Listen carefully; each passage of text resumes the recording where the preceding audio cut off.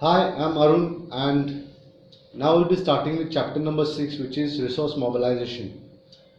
Resource mobilization इसका मतलब हम इन सिंपल टर्म में समझे तो अरेंजिंग ऑफ फाइनेंस। हम जो पैसा हमको बिजनेस के लिए चाहिए वो हम किस तरह से अरेंज करेंगे। सबसे पहले हम ये समझने की कोशिश करते हैं कि फंड्स जो रिक्वायरमेंट है, ये फाइनेंस का रिक्वायरमेंट है, सबसे इम्पोर्टेंट है।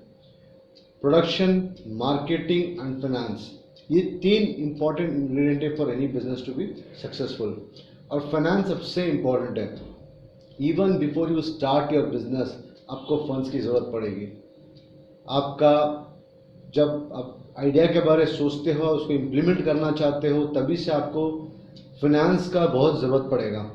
Right from conceptualizing to prototypes, आप फिर उसको मार्केट में आप जो थोड़े बहुत सर्वे करेंगे for everything that you are doing, right from acquiring your fixed assets, maybe for your working capital, for your people who want to who will be joining you, for other जैसे कि बाकी raw material है, या फिर आपका business शुरू करने के लिए जो भी प्रिलिमिनरी एक्सपेंसेस होंगे, for everything you need finance. बिना पैसे के आप कोई बिजनेस नहीं कर सकते हो।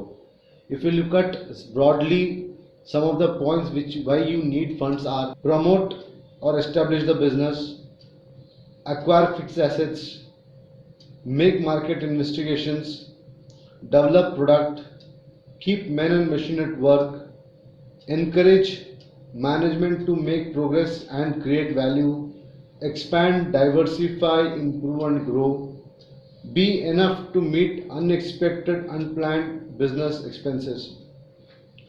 So if you look at these points, आपको पता चलेगा कि बिजनेस के लिए पैसा कितनी ज़रूरी है। There can be a lot of unexpected ups and downs in your business and you need to be prepared for that.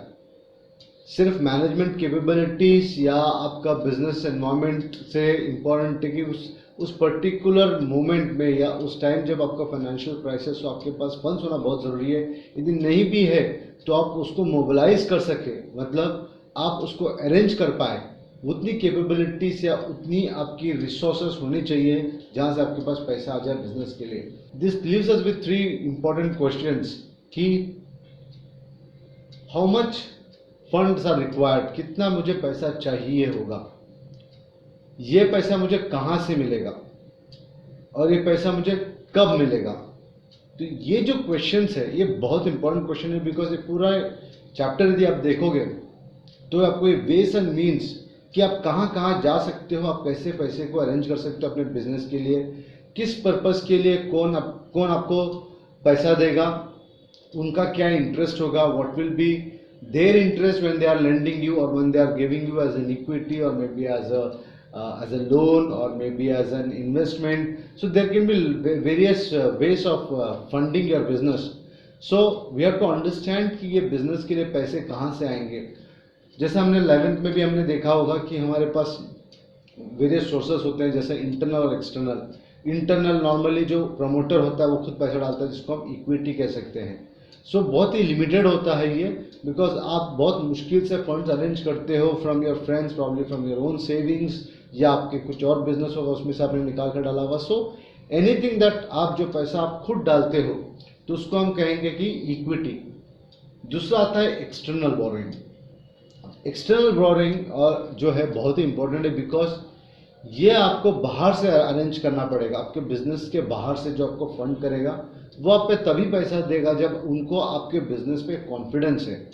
Confidence in the sense कि भाई आपका बिजनेस आगे तक चलेगा, आप ग्रो कर पाओगे, और आपका जो कैश फ्लो है, आप जो बिजनेस करोगे या जो प्रोडक्ट मैन्युफैक्चर करोगे, आप प्रोडक्ट ट्रेडिंग करोगे या सर्विसेज दोगे, वो उससे जो पैसा या रेवेन्यू आएगा after all your expenses, running expenses, you are left with some amount जहाँ से आप उनको रिटर्न कर सको या उनका इंटरेस्ट आप पे कर सको।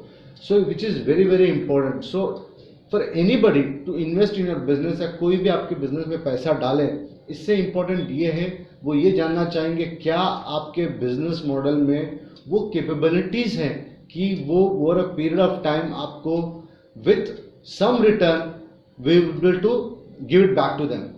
सो keeping this in mind, you need to go to various sources and ask for the funds. So What are the various sources? First is capital market. Then you have angel investors. Then you have venture capitalists. And then you have financial institution, जो specialised financial institutions है जिनका काम है fund करना. So let's understand each points one by one. If you have any doubts, please mention in the comment section. Thank you.